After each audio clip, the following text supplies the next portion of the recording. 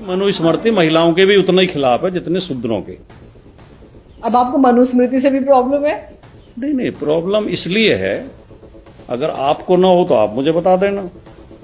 मनुस्मृति ये कहती है कि महिला स्त्रियों को कभी भी स्वतंत्र नहीं छोड़ना चाहिए। ये स्वतंत्र होते ही चरित्रहीन हो जाती है।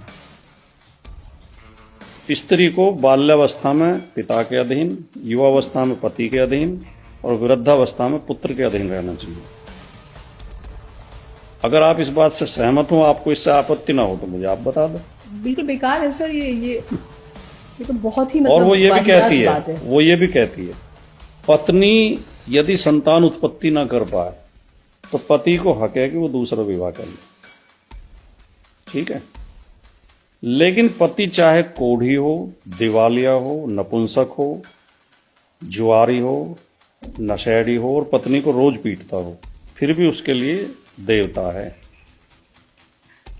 पत्नी को उसकी पूजा करनी चाहिए। तो कोई स्वतंत्र विचार की महिला तो इस बात को स्वीकार नहीं करेगी।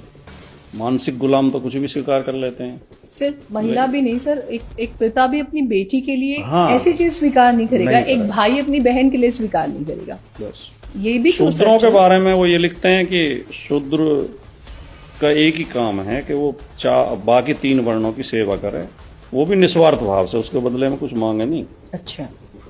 और शूद्र को ज्ञान का अधिकार नहीं है, शिक्षा का अधिकार नहीं है, धन एकत्र करने का अधिकार नहीं है।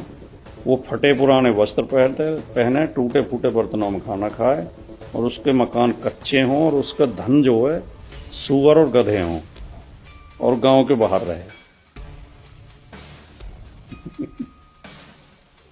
और ब्राह्मण के लिए वो कहते हैं कि जिस तरह अग्नि मल को जला के भी पवित्र बनी रहती है, वो अपवित्र नहीं होती, तो वैसे उसी तरह ब्राह्मण कितना ही कुकर्म करे वो कभी अपवित्र नहीं होती।